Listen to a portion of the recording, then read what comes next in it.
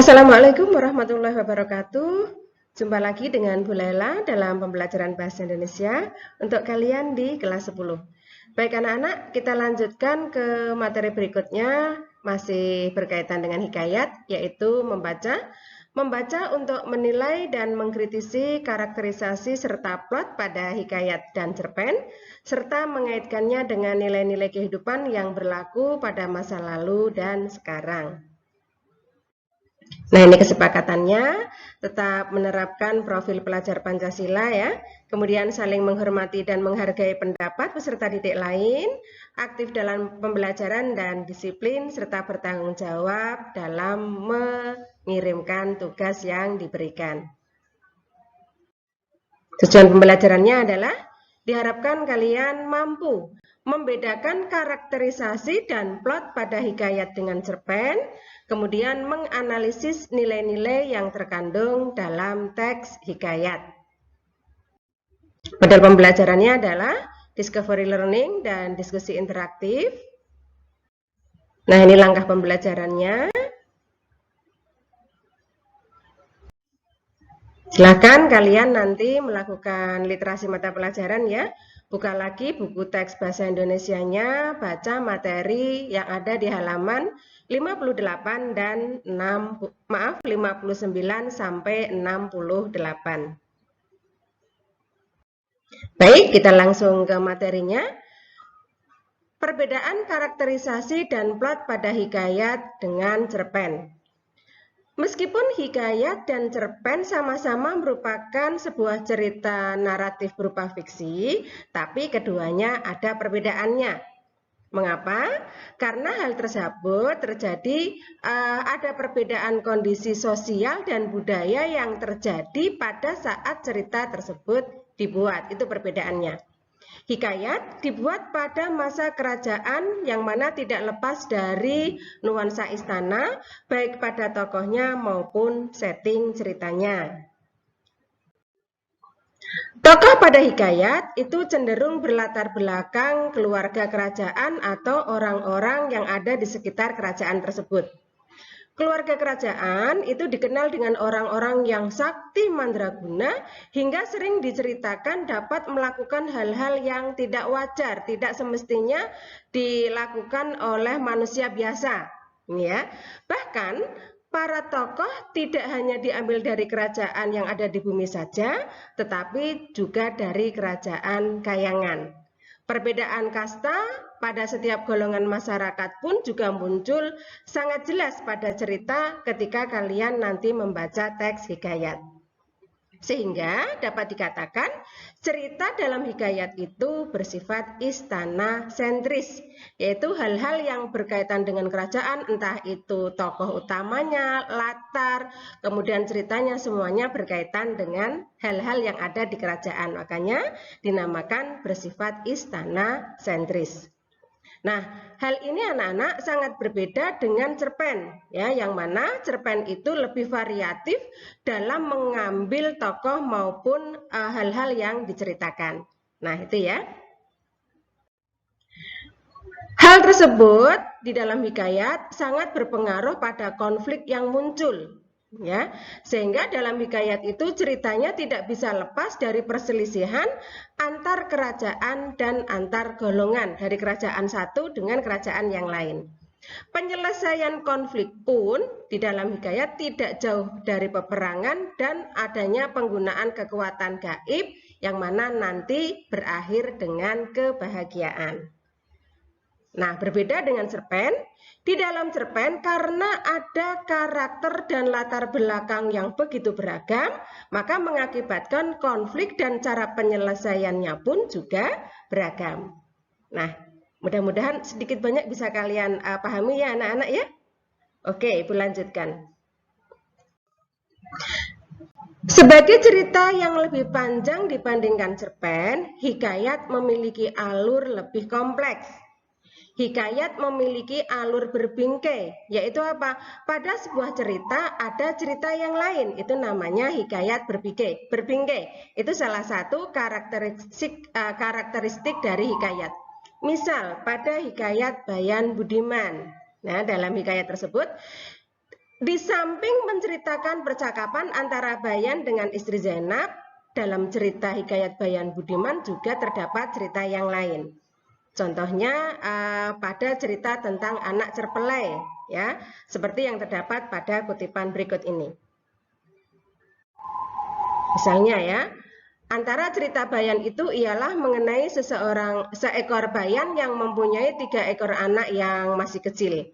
Ibu Bayan itu menasihatkan anak-anaknya supaya jangan berkawan dengan anak cerpelai yang tinggal berhampiran. Ibu Bayan telah bercerita kepada anak-anaknya tentang seekor anak kera yang bersahabat dengan seekor anak saudagar. Dari cerita tersebut sangat jelas bahwa alur yang digunakan adalah alur maju bergerak maju terus. Berbeda dengan cerpen, di mana cerpen itu memiliki alur lebih variatif. Nah, penggalan cerita tentang seekor bayan di mana ada anak cerpelai itu adalah apa? Ada sebuah kisah yang mana kisah itu muncul dari cerita yang lain. Nah, itulah ciri yang mengatakan bahwa hikayat adalah alurnya berbingkai. Namun demikian disampaikan secara maju. Di dalam hikayat, sudut pandangnya pun juga berbeda dengan yang ada di dalam cerpen. Hikayat menggunakan sudut pandang orang ketiga atau orang yang menceritakan. Karena hikayat nanti memiliki karakteristik atau ciri yang lainnya adalah anonim. Makanya sudut pandangnya menggunakan sudut pandang orang ketiga. Atau menggunakan yang dituliskan adalah nama-nama tokoh. Adapun cerpen, penggunaan sudut pandangnya juga sangat beragam. Ini ya perbedaan yang lainnya. Nah, ini tabel perbedaan hikayat dan cerpen, bisa anak-anak perhatikan. Hikayat bersifat istana sentris, ya. Kemudian di dalam cerpen temanya variatif. Dalam hikayat alurnya berbingkai, di dalam cerpen alurnya variatif. Sudut pandang dalam hikayat adalah orang ketiga, sedangkan sudut pandang dalam hikayat beragam. Hikayat anonim atau tidak diketahui siapa pengarangnya, tapi dalam cerpen sangat jelas bisa diketahui pengarang atau penulisnya. Tokoh-tokoh dalam hikayat sangat sakti mandraguna, sedangkan tokoh-tokoh dalam cerpen beragam karakternya.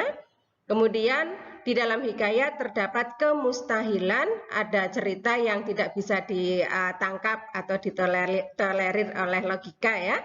Sedangkan dalam cerpen itu ceritanya logis atau bisa ditolerir, bisa ditangkap dengan akal sehat. Ini ya perbedaan antara hikayat dan cerpen. Bagaimana anak-anak, bisa dipahami? Baik, Ibu lanjutkan.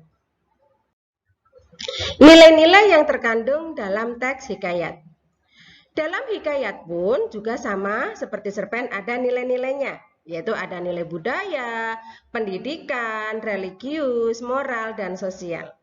Apa itu nilai-nilai tersebut? Nah, kita bahas satu persatu. Nilai budaya memuat konsepsi-konsepsi yang hidup dalam alam pikiran sebuah masyarakat mengenai hal-hal yang mereka anggap amat mulia, atau bisa dikatakan nilai budaya itu nilai yang diambil dari budaya yang berkembang secara turun-temurun di masyarakat, di mana hal tersebut berkaitan dengan kebiasaan atau adat istiadat di masyarakat supaya tidak punah. Nah, itu namanya masuk ke dalam nilai budaya. Kemudian, kalau nilai yang berkaitan dengan semangat atau kemauan seseorang untuk terus belajar dengan sadar, menjadi lebih pandai supaya cerdas, masuknya ke dalam nilai pendidikan. Kemudian nilai religius adalah nilai yang mengikat manusia dengan pencipta alam dan seisinya.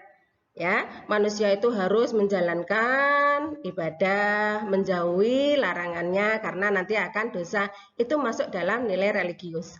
Sedangkan nilai moral adalah suatu penggambaran tentang nilai-nilai kebenaran, kejujuran, dan ajaran kebaikan yang tertentu yang bersifat praktis. Atau bisa dikatakan nilai moral itu nilai yang berkaitan dengan perbuatan baik dan buruk. Nah, itu masuk ke dalam nilai moral. Nilai sosial berkaitan erat dengan hubungan individu dengan individu lainnya dalam satu kelompok, atau bisa dikatakan nilai yang berkaitan dengan kemasyarakatan atau masalah sosial, misalnya saling menolong, saling membantu, dan lain-lain, itu masuk ke dalam nilai sosial. Nah, mudah-mudahan definisi atau konsep dari nilai-nilai tersebut bisa kalian pahami, sehingga ketika kalian nanti diminta untuk menganalisis teks hikayat ataupun kutipan cerpen, kalian bisa mengetahui, oh, kutipan ini ada nilai ini moral karena ada orang yang memberitahu bahwa mencuri itu tidak baik. Nah, semacam itu, ya. Nah, ini contoh analisis dari hikayat Saijaan dan Ikan Todak. Ada nilai pendidikan, ada nilai religius, ada nilai moral, ada nilai sosial. Nah, di situ dalam analisisnya juga sudah ada contoh konsep nilai, dan konsep itu dari mana kok bisa masuk ke dalam nilai pendidikan? Kutipannya yang mana?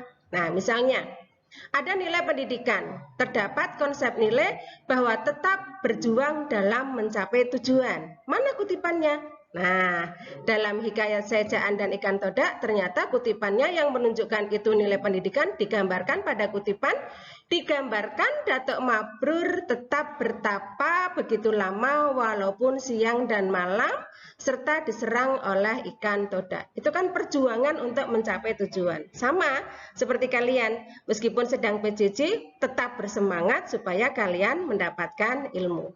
Nah, nilai-nilai yang lain bisa kalian baca di buku teksmu ya. Baik anak-anak, itu materi yang sudah Ibu sampaikan, mudah-mudahan bermanfaat dan kalian bisa memahaminya. Terima kasih atas perhatiannya. Assalamualaikum warahmatullahi wabarakatuh.